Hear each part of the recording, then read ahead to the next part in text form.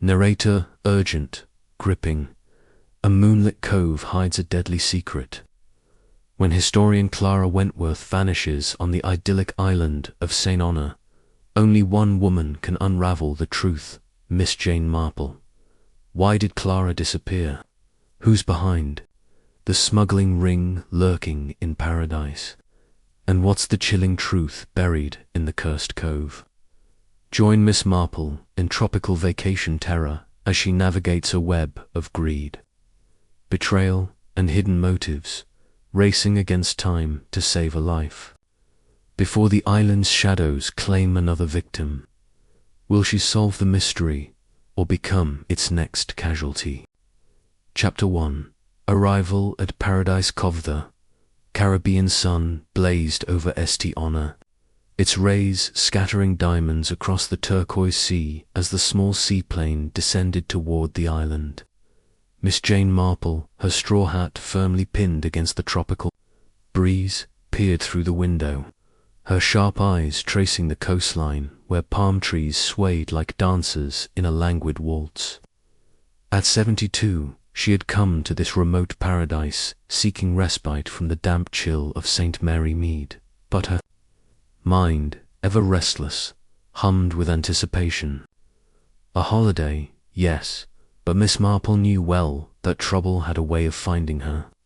Even in the most idyllic settings, the plane touched down with a gentle lurch, skimming the water before taxiing to a wooden dock fringed with hibiscus. Miss Marple gathered her modest carpet-bag, declining the pilot's offer to carry it. "Thank you, young man, but I manage quite well," she said, her voice crisp yet kind, betraying none of the curiosity already stirring within her. She stepped onto the dock, her sensible shoes clicking softly, and inhaled the air thick with salt, frangipani, and a hint of something sharper, like secrets carried on the wind. A sleek motorboat awaited to ferry her to Paradise Cove Resort, a crescent of whitewashed villas nestled between jungle and shore. The boatman, a wiry man with a gap-toothed grin, introduced himself as Pascal. "First time on St. Honor, madam?" he asked, his accent lilting with the island's French Creole cadence.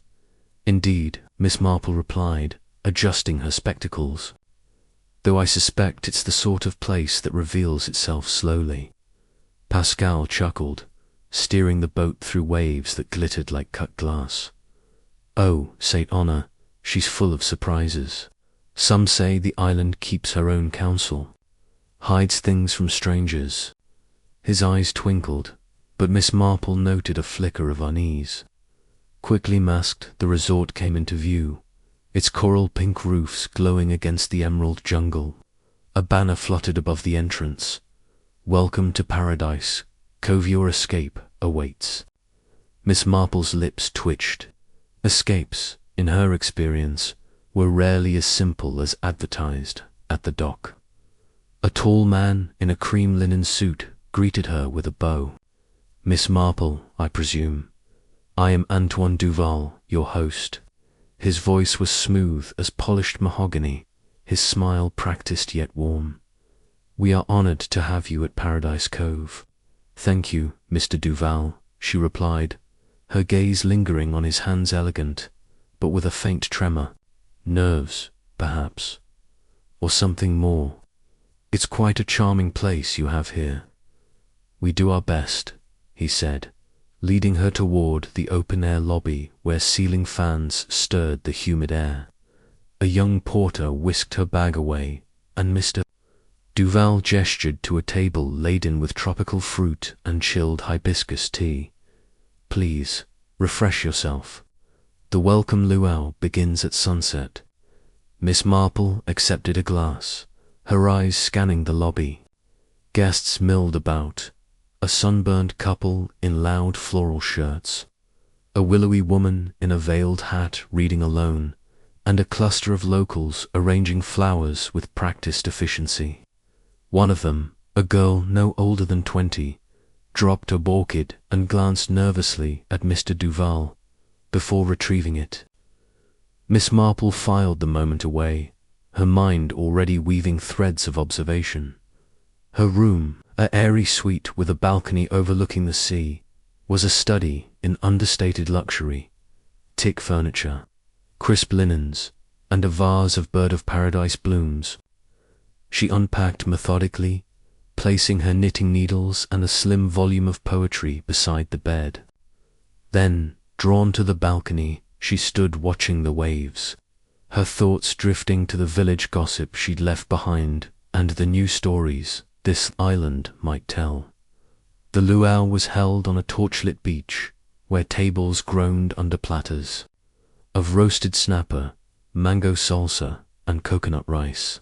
A steel drum band played a lively calypso, and guests swayed to the rhythm, their laughter mingling with the crash of waves. Miss Marple, in a light cotton dress and her signature shawl, took a seat near the edge, where she could observe without being conspicuous. "Mind if we join you?" boomed a voice, unmistakably American. A stocky man with a crew cut and a woman in a sequined sarong approached, their smiles as broad as their accents. "Ted Henderson, and this is my wife, Loretta, from Chicago."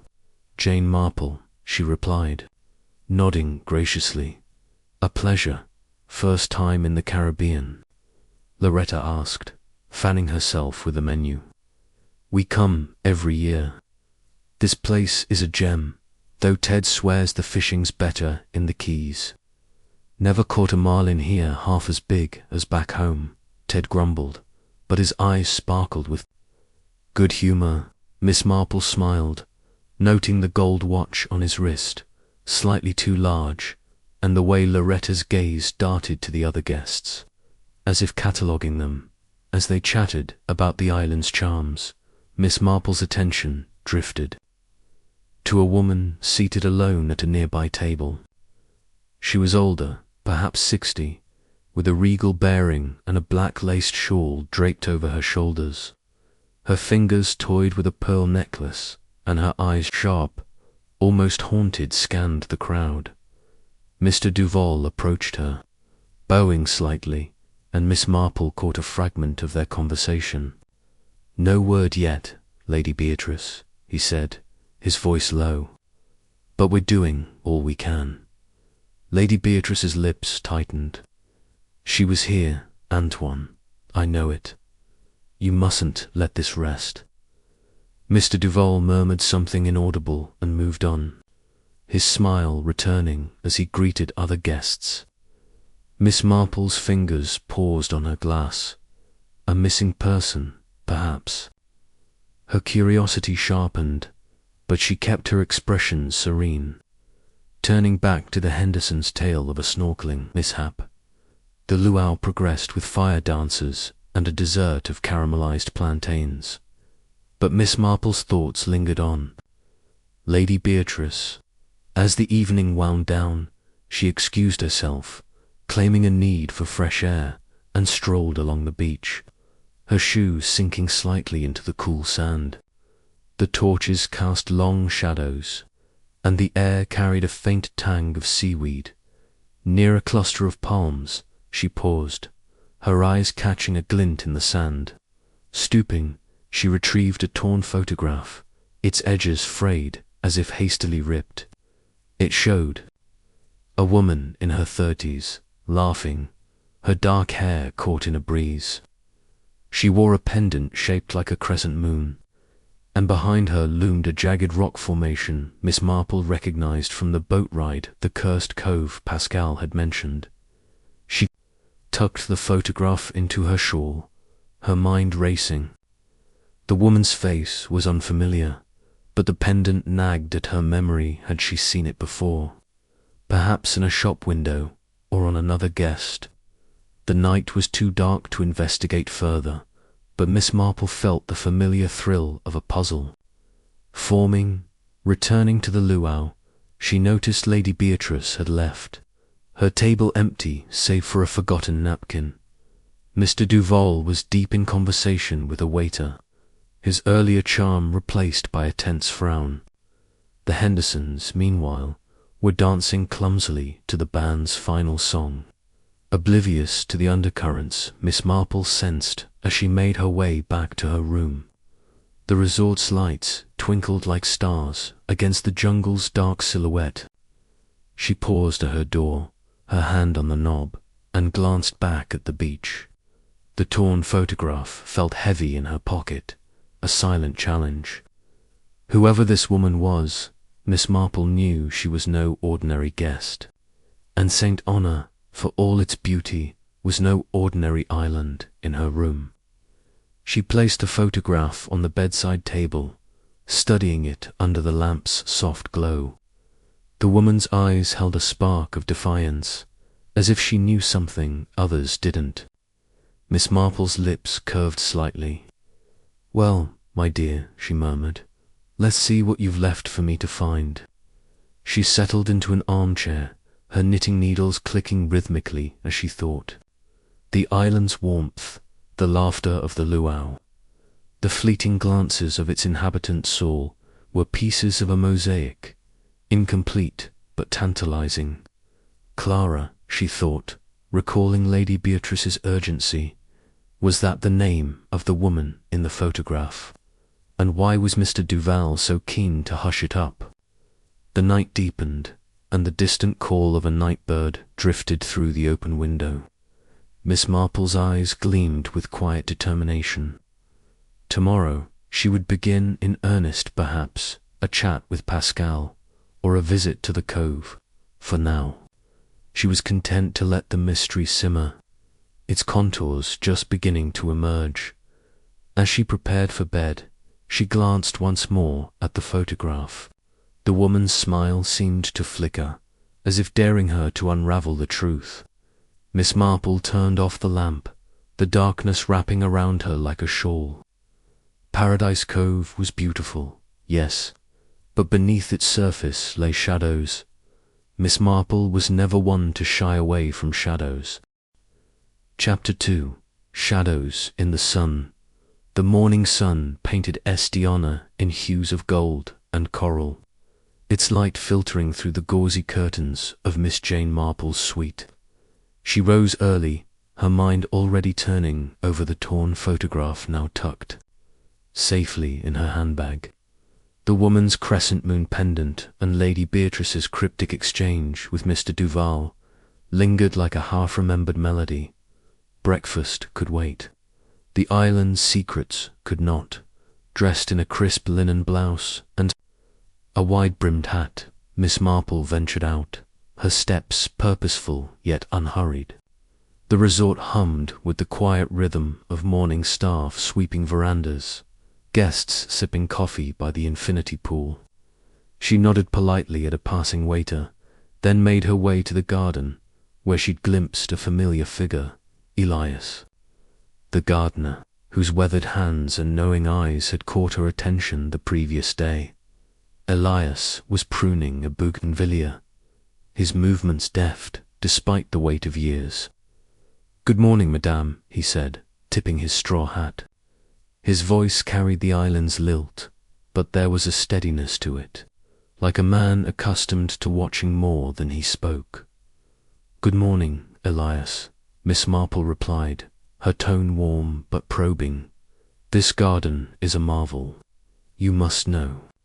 Every inch of St. Honor." He chuckled, wiping sweat from his brow. "Near enough. Been here since I was a boy. Island's got her ways beautiful, but she don't always share her stories easy." Miss Marple's eyes twinkled. "I've heard whispers of a cursed cove. Sounds like the sort of tale an island keeps close." Elias's hands stilled, his gaze flicking to hers. "Folks talk about that cove, sure. Say ships vanish, swallowed by the sea's own spite. Old smugglers haunt long ago." He paused, then added softly, "Some say it's still got secrets."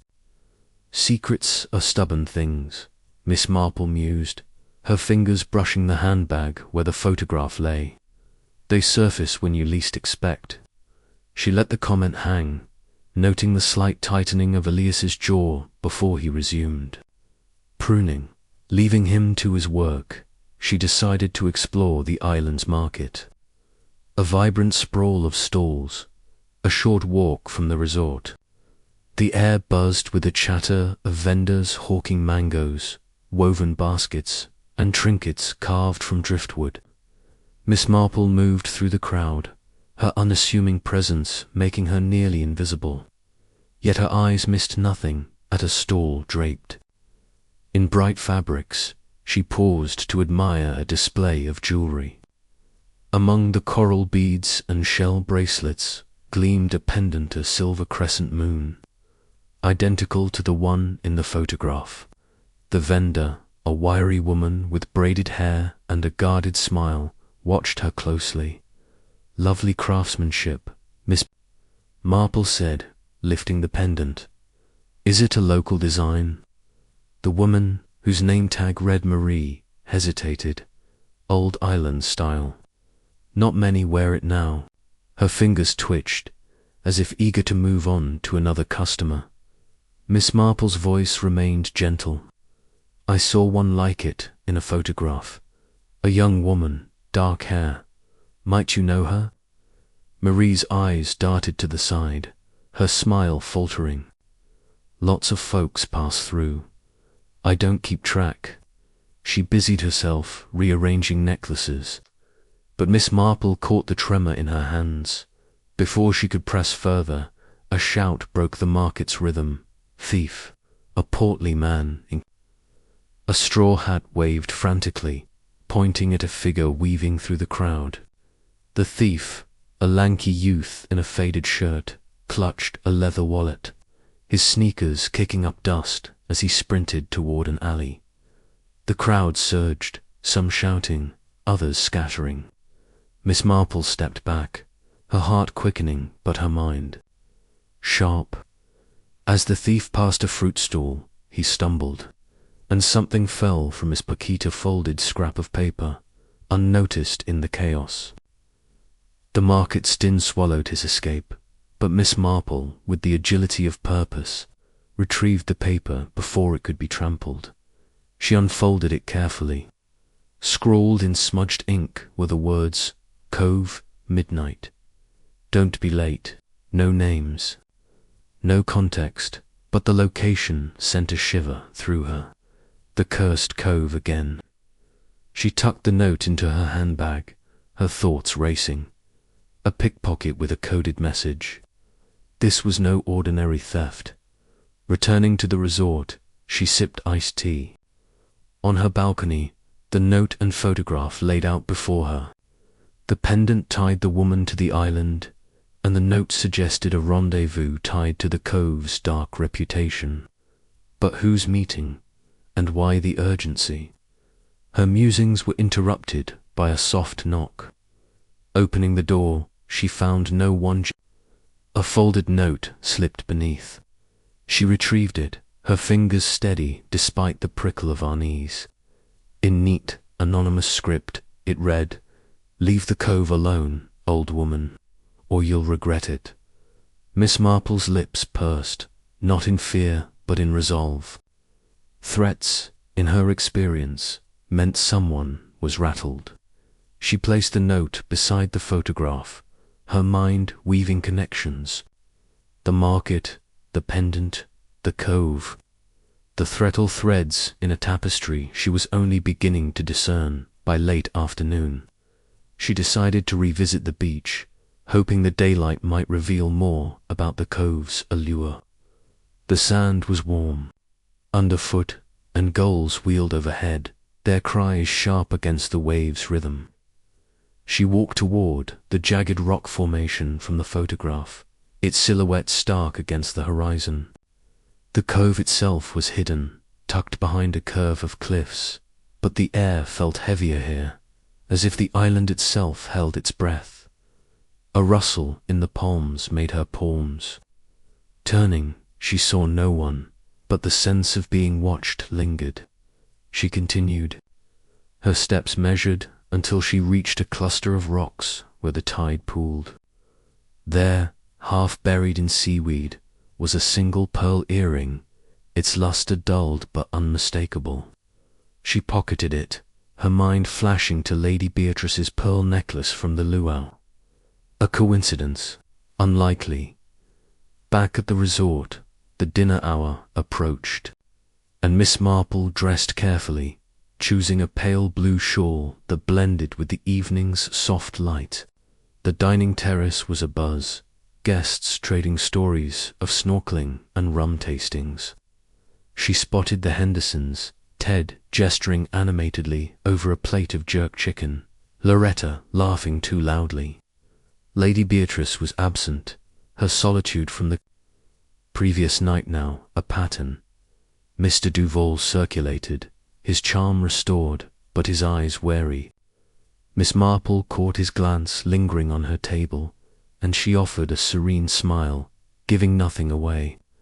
Over dessert, tart passion fruit, sorbet, she overheard a snippet of conversation from two waiters clearing plates. Still no sign. Of her luggage, one muttered. Duval says to keep it quiet. Clara's not coming back, the other replied, his voice barely a whisper. Not after what happened. Miss Marple's spoon paused mid-air. Clara, the name from Lady Beatrice's exchange, the woman in the photograph. Her pulse quickened, but she maintained her placid expression, filing the name away like a precious clue. As the evening wound down, she retired to her room, her mind alight with possibilities. The note's warning only fueled her determination. A midnight meeting at the Cove was too tantalizing to ignore, threat or no. She checked her watch hours yet to prepare. From her suitcase, she retrieved a small flashlight. Its beam tested and true, and slipped it into her handbag alongside the photograph, note, and earring. Sitting by the window, she gazed at the moon rising over the sea, its light silvering the waves. The island was alive with whispers, curses, disappearances, and hidden meetings. Miss Marple's fingers traced the pendant in the photograph, her thoughts sharp as a needle. Clara, she murmured, testing the name. What have you stirred up? The night stretched before her, heavy with promise. She would go to the Cove, unseen, and watch.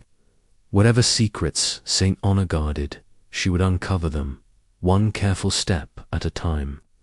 For now, she leaned back, her eyes bright with the thrill of the chase, ready to meet the island's shadows on her own terms. Chapter 3. The midnight meeting. The moon hung low over Estiana, its silvery glow casting jagged shadows across the cliffs that guarded the cursed cove. Miss Jane Marple, cloaked in a dark shawl, moved silently along the path from paradise. Cove Resort, her sensible shoes muffled by the soft sand. The flashlight in her handbag remained off. The moonlight was enough, and she preferred the cover of darkness.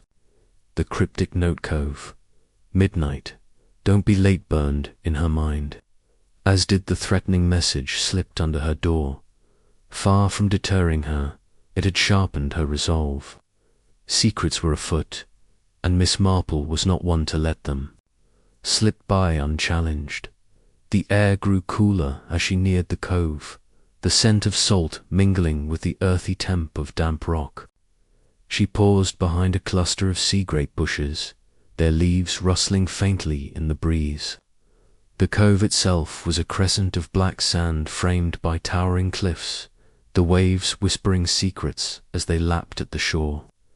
Miss Marple crouched, low, her eyes scanning the darkness for movement. Her heart beat steadily, though the thrill of the unknown quickened her pulse. At 72, she knew the value of caution, but also the necessity of boldness. A faint crunch of footsteps broke the silence. Two figures emerged from the shadows of the cliffs, their silhouettes stark against the moonlit sea. One was Antoine Duval, the resort's polished host, his linen suit replaced by a dark jacket that blended with the night. The other was a stranger, broad-shouldered and hooded, his face obscured. Miss Marple's fingers tightened on her shawl, her ears straining to catch their words over the waves. "Shipment's delayed," the hooded man said, his voice low and gravelly. She knew. Too much, Antoine, had to be dealt with. Duval's reply was sharp, almost panicked. "You were supposed to keep her quiet, not make her disappear. Clara's absence is drawing eyes, too many eyes." Miss Marple's breath caught. Clara, the name again, tying the photograph, Lady Beatrice's distress, and now this clandestine meeting. Her mind raced, piecing together fragments. The crescent moon pendant, the pearl earring, the market's nervous vendor. Clara was no mere missing guest, she was a linchpin in something larger, something dangerous. The hooded man shifted, his stance impatient. "The buyer's getting restless. We need that cargo moved by tomorrow night, or we're finished. You handle the resort. I'll deal with the cove." Duval's voice dropped to a hiss. "Keep your voice down. If anyone overhears his words..." Were cut short by a piercing scream, sharp and raw, echoing from the cliffs. Miss Marple's head snapped toward the sound, her body tensing. The two men froze, then bolted toward the shadows, vanishing into the night. Miss Marple hesitated only a moment before moving, her steps swift but silent, toward the source of the cry, near a jagged outcrop. She found Lady Beatrice crumpled on the sand, her black lace shawl tangled around her. A bloodied seashell lay beside her, its edges glinting like a cruel blade.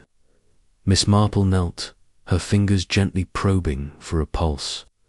Beatrice's eyes fluttered open, wide with fear, and she gasped, "Clara, she was here." "Easy now," Miss Marple soothed, her voice calm despite the adrenaline coursing through her. "You're safe. Can you stand?" Beatrice nodded weakly, clutching Miss Marple's arm as she rose. Her face, pale in the moonlight, was streaked with tears. "I followed them," she whispered. "I heard voices, Antoine and someone else. I thought I'd find her. Clara, my sister." Miss Marple's eyes softened, though her mind was alight with questions. "Your sister. Tell me everything, Lady Beatrice. Every detail matters." They retreated to a sheltered nook beneath the cliffs, the waves masking their voices. Beatrice's story spilled out in halting bursts. Clara, her younger sister, had come to Estiana a month ago, drawn by rumors of rare artifacts smuggled through the island. A historian with a passion for lost treasures, Clara had been investigating a local syndicate when she vanished. Beatrice, arriving days later, had pressed Duval for answers, but he claimed Clara had left abruptly, leaving no trace. "She wouldn't leave without telling me," Beatrice said, her voice breaking. "That seashell, I tripped, hit my head. Someone was there, watching me."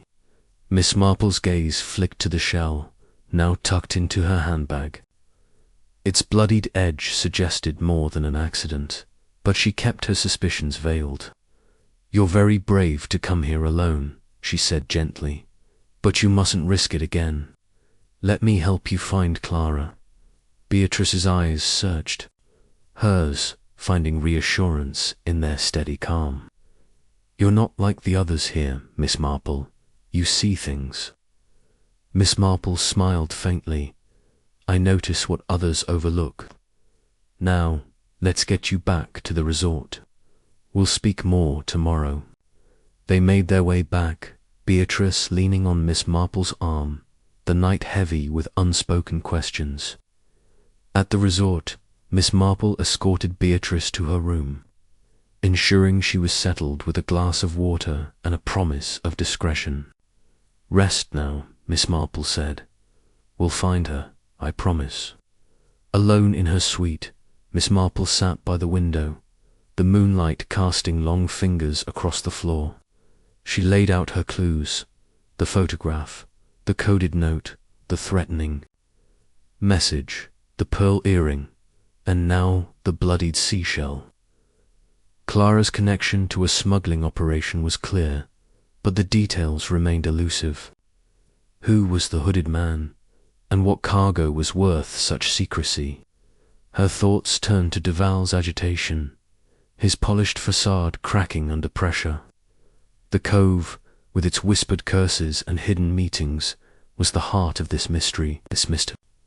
Marple's fingers traced the seashell's sharp edge, her mind conjuring the image of Clara's defiant smile in the photograph. "You've stirred a hornet's nest, my dear," she murmured. The clock struck 1, and the resort was silent, save for the distant rhythm of the sea. Miss Marple's eyes gleamed with purpose. Tomorrow she would seek out Elias again. His knowledge of the island might hold the key to Clara's fate. For now, she was content. The night's revelations, settling like pieces of a puzzle she was only beginning to solve. She rose, placing the seashell beside the photograph, and prepared for bed. The cove had yielded its first secrets, but more awaited. Miss Marple's heart was light with the challenge, her resolve as unyielding as the cliffs that guarded Est-Honor's shores. Chapter 4. Tangles of the Past.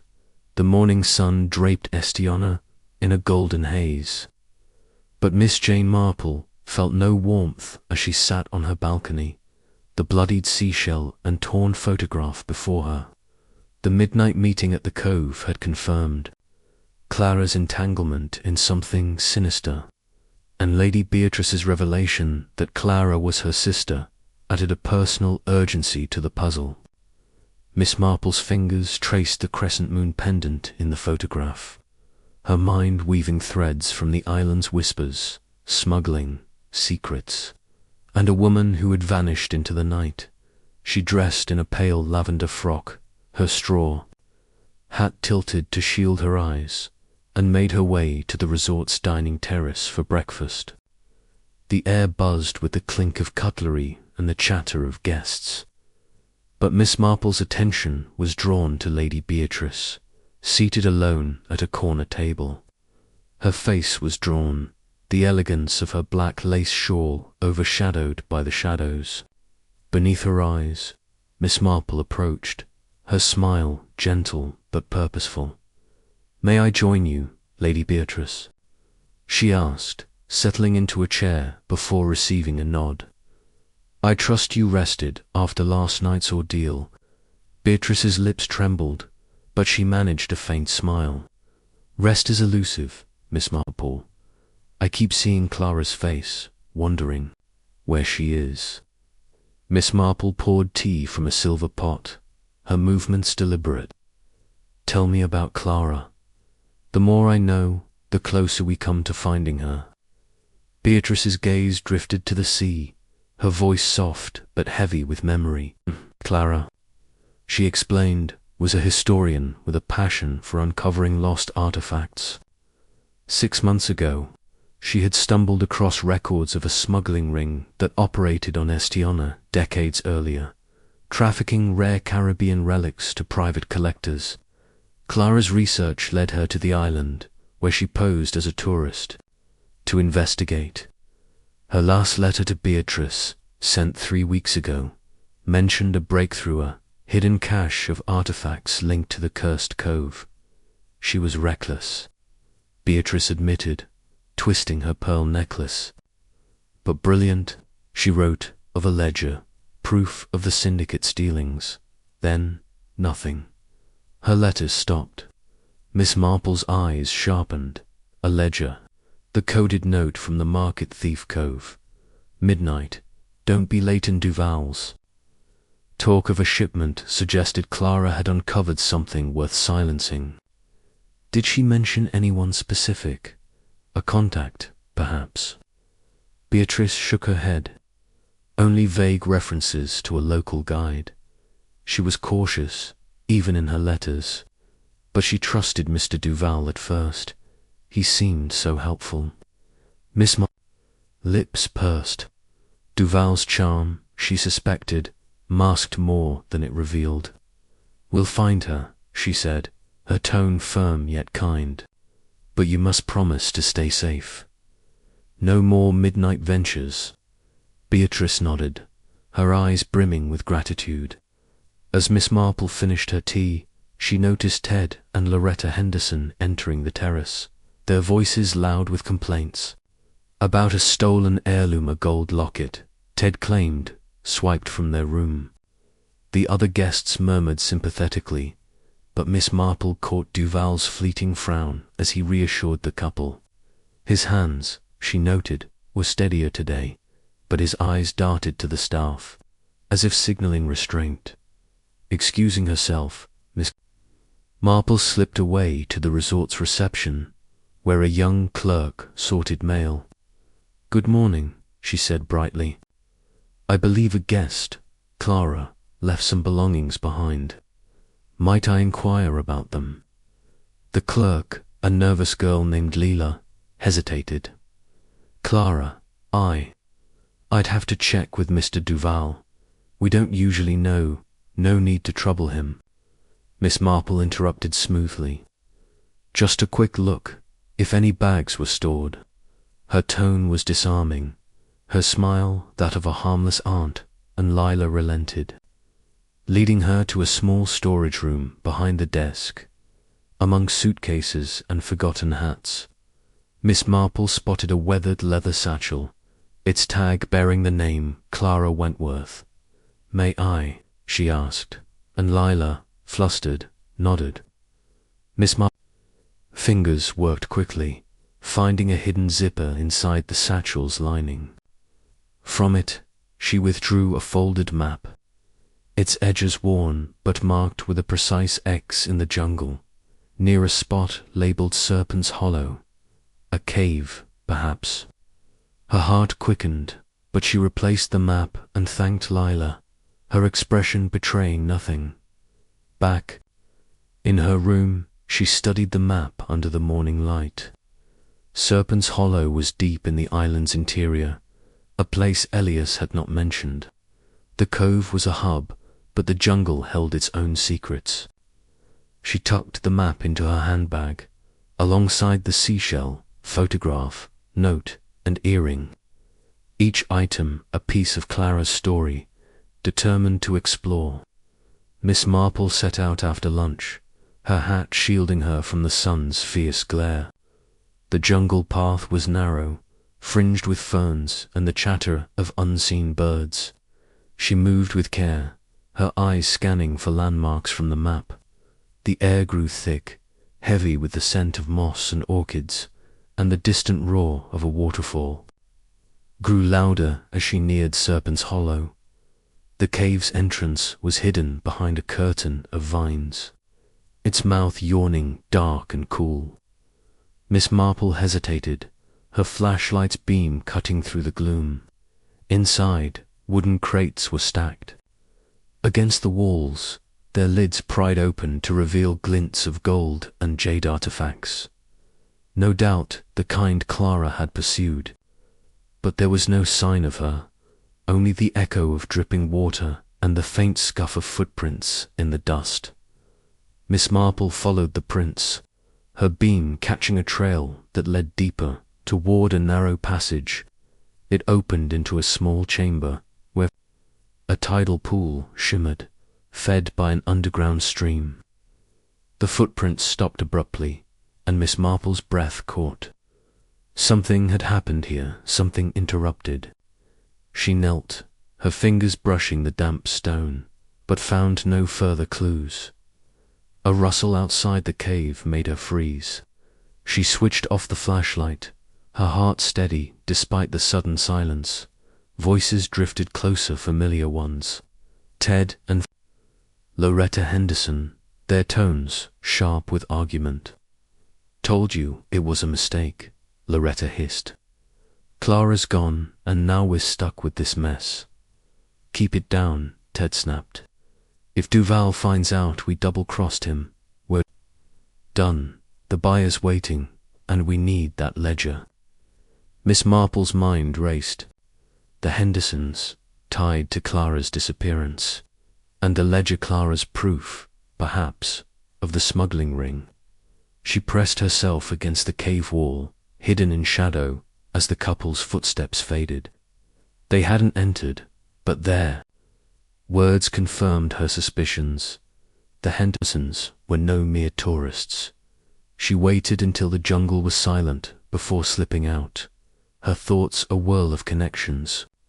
The map had led her to the artifacts, but Clara remained elusive. The Hendersons' involvement added a new layer, their stolen locket story likely a diversion, and Duvalf's role grew murkier by the hour. Back at the resort, the evening air was alive with preparations for the gala. A masked ball promised to be the highlight of the season. Miss Marple returned the map to her handbag, her resolve hardening. The gala would be a stage, a chance to observe Duval, the Hendersons, and perhaps even the mysterious buyer. For now, she was content, the cave's secrets a step closer to unraveling Clara's fate as she dressed for dinner. She glanced at the photograph, Clara's defiant smile a silent challenge. "You're close, my dear," Miss Marple murmured, her knitting needles clicking softly. The jungle had whispered its truths, and the night promised more. With a steady hand, she pinned her shawl, ready to face the island's tangled past and its hidden players. Chapter 5. The jungle's secret. The midday sun scorched Estiana, its heat pressing through the jungle canopy as Miss Jane Marple retraced her steps from Serpent's Hollow. The caves, crates of artifacts, gold masks, and jade carvings. Clara's pursuit of a smuggling ring, but the absence of further traces of her left Miss Marple's mind restless. The Hendersons' overheard argument, their mention of a ledger and a double cross, had tightened the web of intrigue. Her handbag, heavy with the map, seashell, photograph, note, and earring, felt like a repository of secrets, each demanding her attention.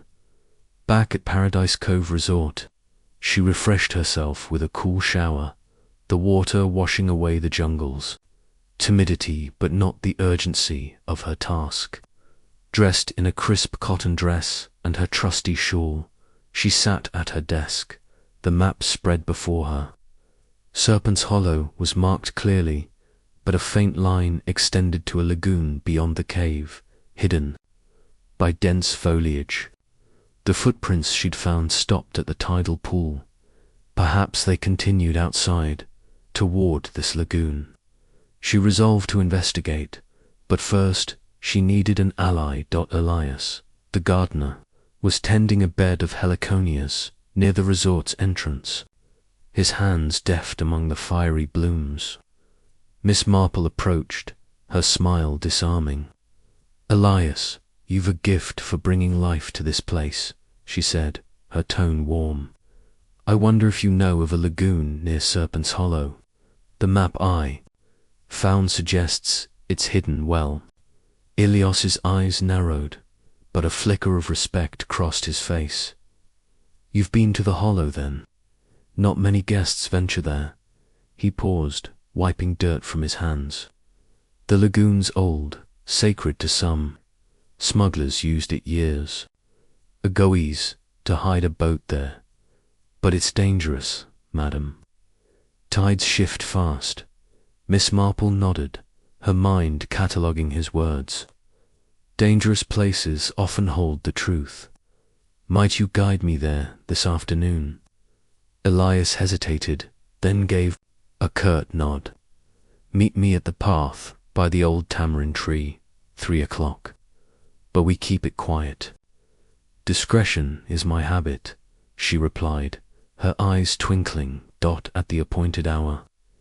Miss Marple met Elias, her hat shielding her from the sun's glare. The jungle path was narrower than the one to the cave, overgrown with vines that snagged at her skirt. Elias moved with the ease of long familiarity, parting branches with a machete. "Stay close," he said. "Snakes don't always warn." The lagoon emerged like a secret unveiled, its emerald waters cradled by cliffs and fringed with mangroves. The air was thick with the hum of insects, and the water's surface rippled as if stirred by unseen currents. Miss Marple's eyes followed. The footprints from the cave, now faint but visible, leading to the water's edge. A piece of torn fabric, blue and silky, caught on a mangrove root, fluttered in the breeze. She knelt, retrieving the fabric with care. It matched the shade of a scarf in Clara's photograph. "She was here," Miss Marple murmured, her voice steady but urgent. "But where did she go?" Ilias's gaze darkened. "Boats come and go from this lagoon. If she was taken, it'd be by water." He hesitated, then added, "I'm not just a gardener, Miss Marple. I work with the island's police, undercover. Been tracking this smuggling ring for months." Clara was onto them too close. Maybe. Miss Marple's lips curved faintly. "I suspected you were more than you seemed, Elias. Have you a plan?" He nodded, his voice low. "The gala tomorrow night. The smugglers use big events to move their cargo less suspicion. We set a trap, catch them in the act. But we need proof, something to tie them to Clara." Miss Marple's mind raced. The ledger, the Hendersons. Mention Clara's evidence, perhaps. "I'll watch the Hendersons and Duval," she said. "They're entangled, but their motives are murky. If we find that ledger, we find Clara." Elias agreed, his eyes meeting, hers with mutual understanding. "You're sharp, madame. Sharper than most. We move tomorrow." They returned to the resort as the sun dipped low, casting long shadows across the sand. Miss Marple's thoughts churned the lagoon, the fabric. Ilias's revelation. Clara had been at the lagoon, perhaps confronting the smugglers, but her fate remained a shadow.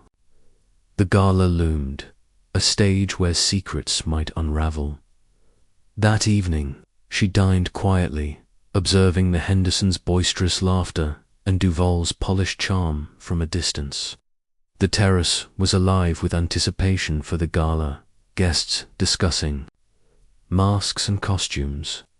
Miss Marple, her mind elsewhere, noted a new Ficeline man with a scar above his brow, lingering near Duval's table, a buyer, a smuggler. His presence felt like a piece of the puzzle, but it didn't yet fit. Back in her room, she laid out her clues, the torn fabric now among them, the lagoon's isolation, Ilias's covert role, and the Hendersons' treachery pointed to a conspiracy. Larger than she'd imagined, she penned a note to herself, a habit to clarify her thoughts. Ledger is key. Gala is opportunity. Clara is alive, I feel it. As the moon rose, bathing St. Honor in silver. Miss Marple prepared for bed, her heart steady with purpose. The jungle had whispered its secrets, and the gala would bring them to light. She tucked the fabric into her handbag, its blue silk a silent promise to Clara. Tomorrow, she would dan her mask not just for the ball, but for the hunt. Chapter 6. Masquerade of Motives. The night of the gala draped St. Honor in a veil of starlight. The Paradise Cove resort transformed into a stage of mystery and revelry. Torches flickered along the beach, casting golden reflections on the waves, while the open-air pavilion glowed with lanterns and the hum of anticipation. Miss Jane Marple, adorned in a simple black dress and a feathered mask that lent her an air of quiet elegance, moved through the crowd, her eyes sharp behind the disguise. The trap set with Elias, the undercover gardener, pulsed in her mind. as did the weight of her handbag holding the photograph.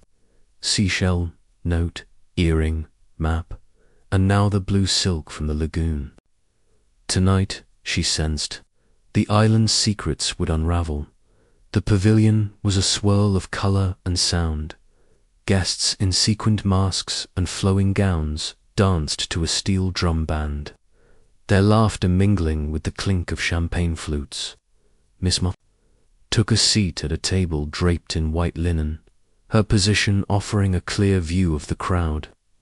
The Hendersons, unmistakable despite their masks dead in a garish parrot-feathered one.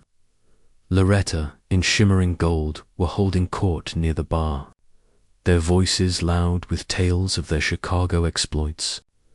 Antoine Duval, resplendent in a silver mask and tailored suit, glided among the guests, his smile as polished as ever but his glances sharp.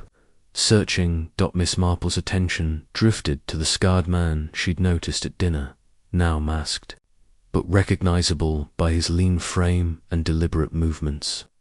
He lingered near a pillar, sipping a drink, his eyes fixed on Duval. A buyer, she thought, or perhaps an enforcer for the smuggling ring. Her fingers brushed the handbag, the ledgers. Importance Clara's proof, as Beatrice had hinted burning in her thoughts, as the band struck up a lively calypso. Miss Marple rose, weaving through the dancers to a quieter corner near the buffet. There, she overheard Duval speaking to a waiter, his voice low but tense. "Ensure the crates are ready by dawn. The buyer won't wait." The waiter nodded, slipping away, and Miss Marple's pulse quickened. Crates likely the artifacts from Serpent's Hollow. But dawn meant time was short. She scanned the crowd for Elias, spotting him near the entrance, his gardener's attire traded for a plain black mask and suit.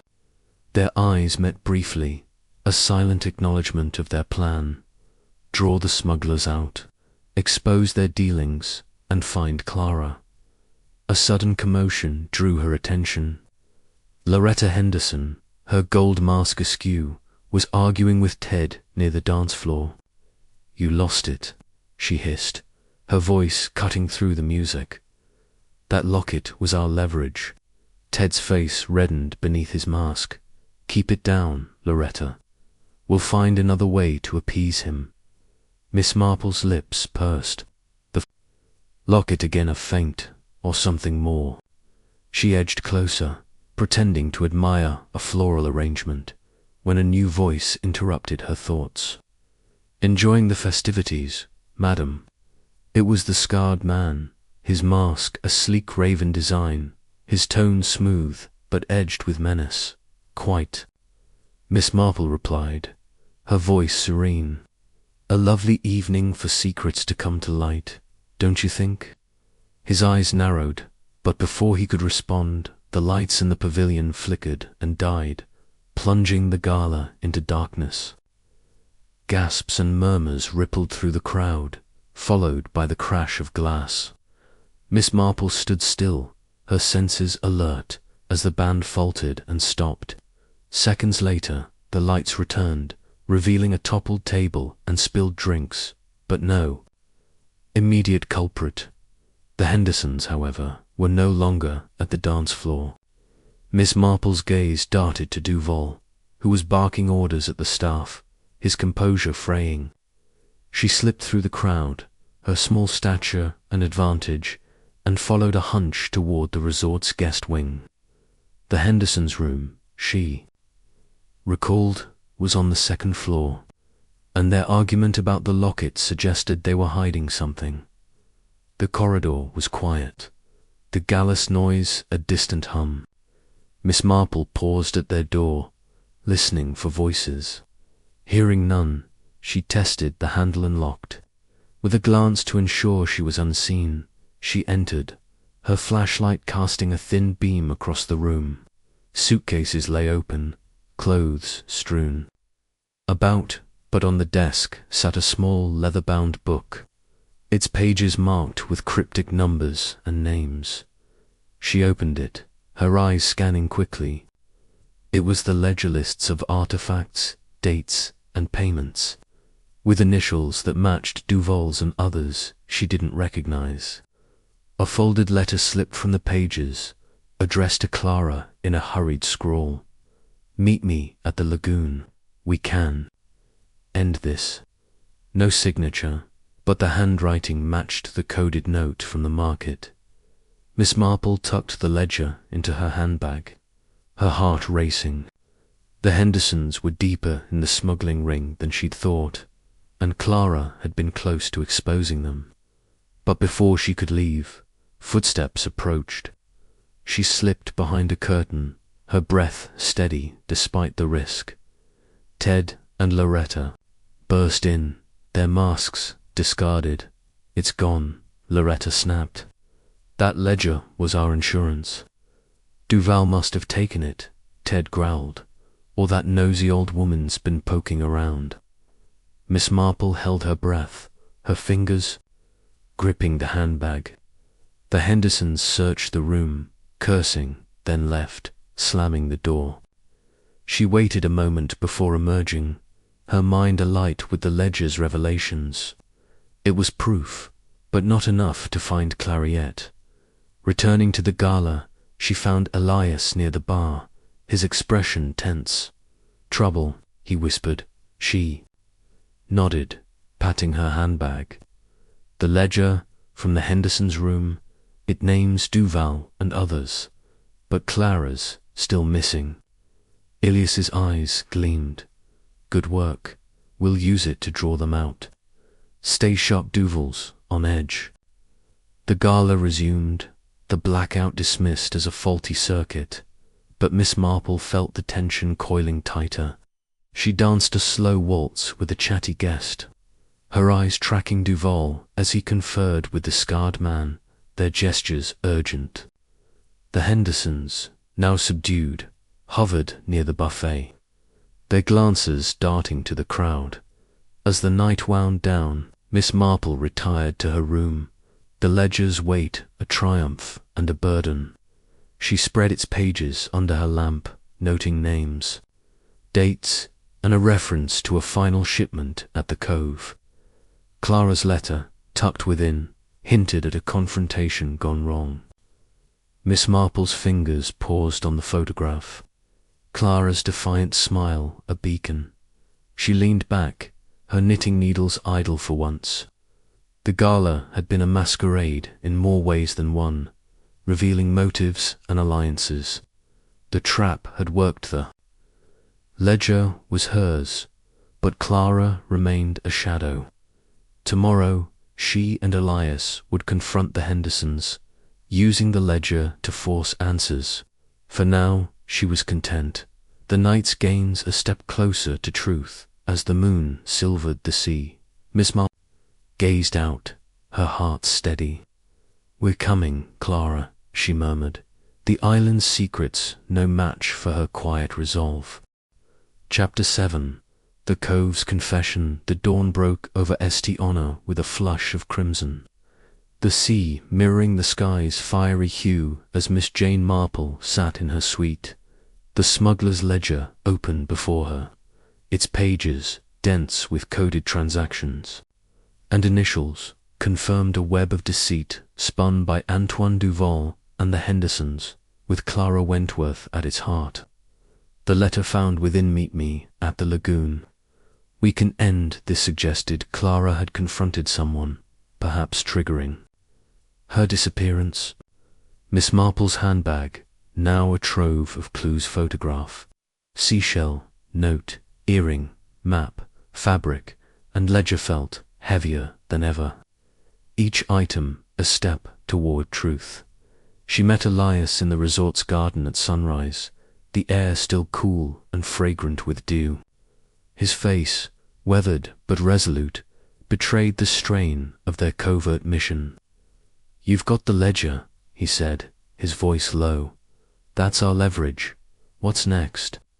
Miss Marple's eyes gleamed behind her spectacles. No more than they've let on. We confront them, use the ledger to force answers about Clara. But we must be precise to Voles, watching. And there's another player, a scarred man I saw at the gala. Elias nodded, his jaw tight. Likely Victor Duval's brother. He's the muscle of this operation, handles the dirty work. The ledger mentions a yacht the Serpent's wake moored near the cursed cove. If Clara's alive, she's there. Miss Marple's pulse quickened. The cove again, its dark reputation a magnet for secrets. Then we go tonight, after we deal with the Hendersons. Can you arrange a boat?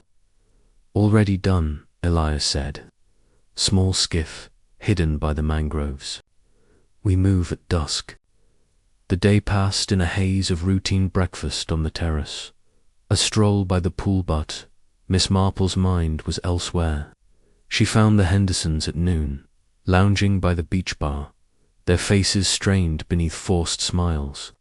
Ted was nursing a rum punch, Loretta fanning herself with a palm leaf. Miss Marple approached, her shawl draped lightly, her expression one of benign curiosity. Mr. and Mrs. Henderson, she began, settling beside them. I couldn't help overhearing your distress about that locket. Any news? Ted's eyes narrowed, but Loretta answered, her voice brittle. Still gone. Probably some sticky-fingered staff. We'll manage. Miss Marple's smile didn't waver. Perhaps I can help. I found something curious, a book, leather-bound, with some interesting entries. She patted her handbag, watching their faces pale. Ted's glass froze halfway. To his lips. What are you playing at, lady? No games, Miss Marple said softly. Only answers. I know about the smuggling, the artifacts, and Clara Wentworth. The ledger names you both. Tell me where she is, and we might avoid unpleasantness. Loretta's fan dropped, her eyes darting to Ted. We didn't hurt her, she blurted. We were in over our heads. Duval promised easy money, but Clara got too close. She found the ledger, threatened to expose us. Ted gripped her arm, his voice a hiss. Shut up, Loretta. But Miss Marple's steady gaze held them both. Where is she? She pressed, her tone calm but unyielding. Ted slumped, defeated. Victor took her. Said she'd be kept quiet on the yacht till the shipment cleared. We didn't sign up for kidnapping. Miss Marple's heart leaped, but her face remained serene. Thank you. Stay here, say nothing, and you might yet salvage yourselves. She left them, their whispers fading behind her, and met Elias by the tamarind tree as the sun dipped low. The skiff was ready, tucked in a mangrove cove, its hull painted to blend with the shadows. They rowed in silence, the sea glassy under the twilight sky. The cursed cove loomed ahead, its cliffs stark against the fading light. Anchored just beyond was the Serpent's wake, its silhouette sleek but ominous. Elias tied the skiff to a rock, and they crept along the shore, keeping low. Miss Marple's flashlight remained off. The moon's glow was enough. A faint light flickered on the yacht's deck, and voices carried Victor's gravelly tone, barking orders.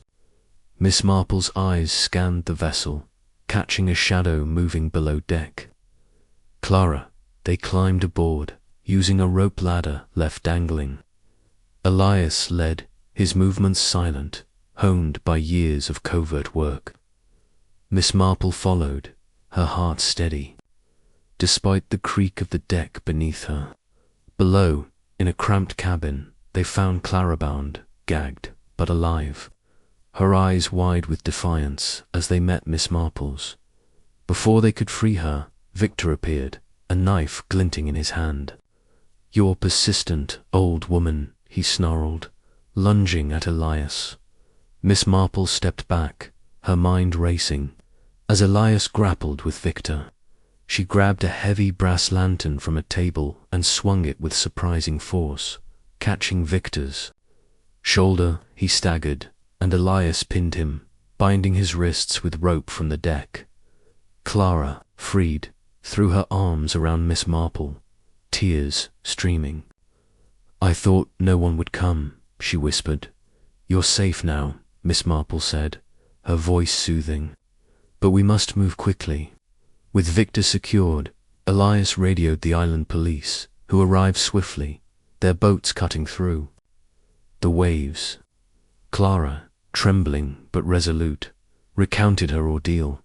She'd confronted Victor at the lagoon, demanding the ledger, only to be overpowered and held captive. The police took Victor and the ledger, promising to raid Serpent's Hollow for the remaining artifacts. As they returned to the resort, Clara beside her, Miss Marple felt a quiet satisfaction. Beatrice was waiting at the dock, her cry of relief echoing as she embraced her sister. The cove, once cursed, had yielded its confession, and justice was in motion. Back in her room, Miss Marple gazed at the sea, the yacht now a distant speck. The Hendersons would face consequences, Duval's charm no match for the ledger's evidence. She laid out her clues one last time, each a testament to Clara's courage and her own persistence. The night was calm, the island's shadows retreating, and Miss Marple's heart was light, the puzzle nearly complete. Chapter 8. Farewell to St. Honorath. Morning sun bathed St. Honor in a gentle glow, its rays dancing across the turquoise sea as Miss Jane Marple sat at the breakfast terrace of Paradise Cove Resort. The air was lighter today, free of the tension that had clung to the island like a storm cloud. Clara Wentworth's rescue, the arrest of Antoine Duval and his brother Victor, and the Hendersons' confessions had unraveled the smuggling ring that had tainted this paradise. Miss Marple's handbag, now emptied of its clue's photograph. Seashell, note, earring, map, fabric, and ledger, all handed to the island police, felt oddly light. A symbol of a mystery solved. She sipped her tea, her eyes tracing the horizon. Where the Serpent's wake had been towed away, its hold of stolen artifacts destined for repatriation. Across the terrace, Clara and Lady Beatrice sat together, their laughter soft but genuine, a stark contrast to the fear that had shadowed them days before. Clara's dark hair caught the sunlight, her crescent moon pendant glinting as she leaned toward her sister, recounting plans to restore the island's reputation through a cultural preservation project. Beatrice, her elegance restored, nodded with pride. Her pearl necklace, no longer a nervous habit but a quiet adornment. Miss Marple's lips curved in a faint smile. The sisters' reunion was a victory, one that warmed her heart more than the tropical sun. She had seen many such resolutions in her time, yet each felt new, a testament to the resilience of those who dared to seek truth. Elias approached, his gardener's attire back in place, though his eyes carried the weight of his undercover role. "Morning, Miss Marple," he said, tipping his hat. "The police have the crates from Serpent's Hollow. Artifacts are headed to museums, thanks to you." "Not just me," she replied, her voice warm. "You took great risks, Elias. The island owes you much." He shrugged, a rare grin breaking through. "You made it easier. Never met anyone who sees so much in so little." Miss Marple chuckled softly. "People are careless with their truths. One only needs to look." They spoke briefly of the case's aftermath. Duval and Victor faced charges of smuggling and kidnapping. The Hendersons turned informants to lessen their sentences, and the scarred man from the gala broker named Marcel was apprehended at the docks, his buyer's network collapsing with him. The ledger, Clara's hard-won evidence, had been the key, its pages a map of greed and betrayal. As Elias returned to his work, Miss Marple lingered, savouring a slice of mango. The resort buzzed with guests, many unaware of the drama that had unfolded, their chatter focused on snorkeling and sunset cruises. She watched them, her mind drifting to St. Mary Mead, where village gossip seemed tame compared to Estiona's intrigues. Yet the patterns were the same human nature, with its mix of courage and folly. Never changed. By midday, she packed her modest carpet bag, her knitting needles and poetry volume nestled beside a single keepsake, a small seashell picked from the beach as a reminder of the island's beauty and its shadows. At the dock, Clara and Beatrice met her, their gratitude effusive. "You gave me back my sister," Beatrice said, her eyes bright. "How can we thank you, Liv?" "Well," Miss Marple replied simply, "and keep St. Honor honest." Clara clasped her hand, her smile echoing the defiance of the photograph. "I'm staying to catalogue the artifacts. This island deserves better than thieves."